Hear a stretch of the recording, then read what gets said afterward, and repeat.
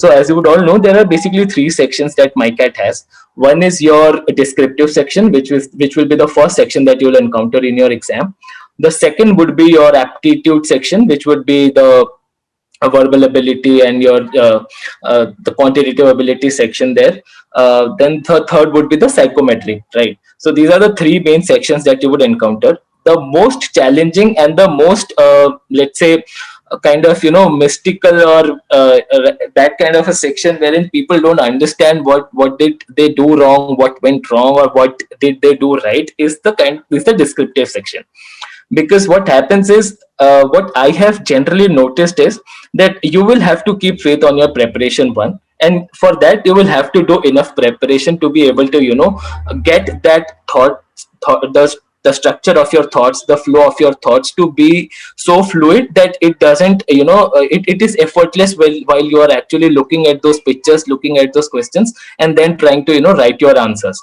What hampers the applicants most is the kind of biases that they enter with. So I've heard applicants who would be who would be entering the exam hall, or who would be determined, let's say, in their approach, that I will have to have include I mean I will have to include anything which is related to, let's say, an emotional context into my story. There has to be some nostalgic factor that I will have to include in my story. So that is something that makes your structure, your thought processes kind of not biased, but I would say limited to the scope of the other imaginative and exploratory ideas that you could think of. So don't I mean listen to everybody, as everybody says, right? I mean, listen to everybody's advice, but don't just blindly follow the kind of advices that you would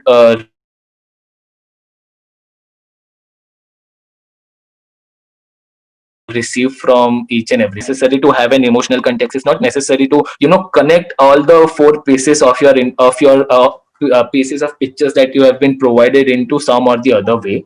The point of story or descriptive writing section is that how can you get them embedded in your story, so that it actually makes kind of a sense, or basically I would say, how well can you actually include these pictures in your story, that it makes the reader to think about one or the other particular things, right? So just try and get those pictures. I mean, practice is one thing, because this is kind of a unique exercise that Mica adopts, and that's where you'll have to practice about this particular thing.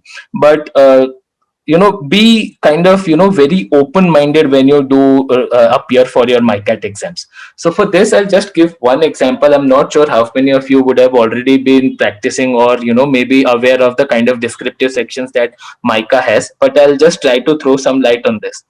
So what Mica does is, there would be 3 to 4 sections. One would be a case that would be presented in front of you. That, let's say, a company XYZ is has made a decision to do to take certain steps for some reasons, right? Then you would be asked to write down 5 pointers in support of that particular decision that the company is going to make.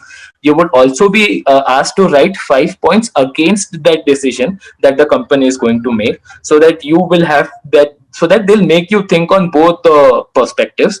And then the third would be that, what do you think should be the ideal way for the company to go forward, right? So there would be enough and sufficient data that you will get out of that blog, that the brief that would be there in the question. But you would be made to think on these lines, which is for the particular decision or the argument against that argument, and also what do you feel on your end, which could be either be a mix of both, or which could either be kind of very opinionated, that this is what the company should take up. So that's basis whatever question that you get. So this is kind of quite a doable thing. But next is that they will present you with 4 abstract pictures, and they will ask you to write a story on that usually connects the 4 pictures that are in front of you. So in my case, what I was given was, there was a tennis ball, okay, and tennis ball which was kind of drenched in water. So when it would bounce, if you would be able to imagine, it makes kind of a swirl of water droplets around it.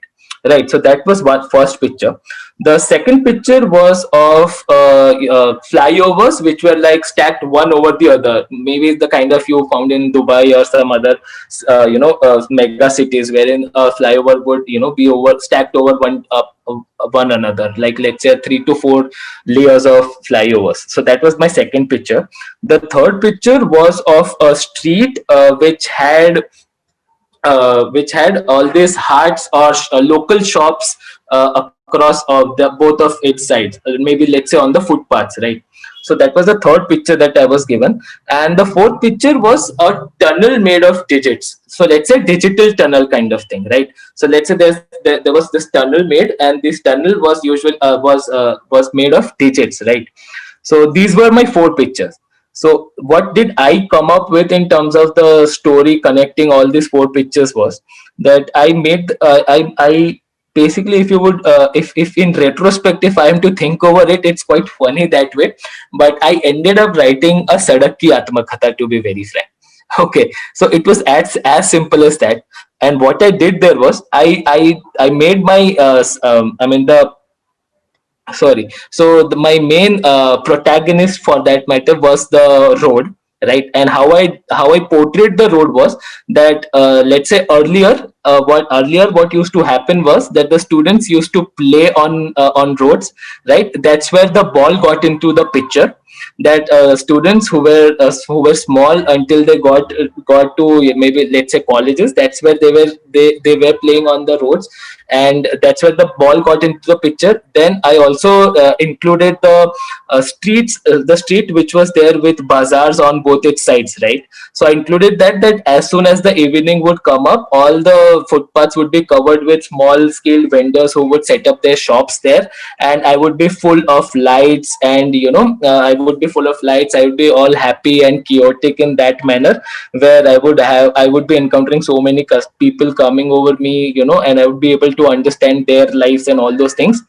Then I got the digital tunnel into the picture, where I then connected the digital transformation that happened, and the industrial automation and the transformation that happened, wherein now I have gotten upgraded, so that small street which was there, wherein the students were playing, wherein the bazaar used to get set up in the evening time, now has transformed itself to be a giant 4 lane, 8 lane, 16 lane flyover stacked one above the other. But there are not enough people who are going on to them, and there is not that kind of feel connect with customers or with people or children for that matter that the road now feels, which was earlier there. That connect has lost, right? So did this kind of transformation, which was assumed to be good for the road, is it really that great?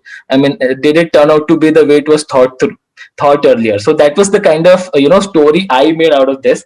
And maybe that's what I'm not sure what worked for me there, but I mean, I'm just trying to give you an example so that you can understand and start thinking through when you get these kind of pictures in your prep going forward. So this was the descriptive part. Hello. If you found the video useful, hit the like button. Please also subscribe and hit the bell icon. We are bringing in more videos in the MyCat series. We are also starting a new batch for MyCat 2. There will be a lot of personalized sessions, and we are with you in the journey. All the best.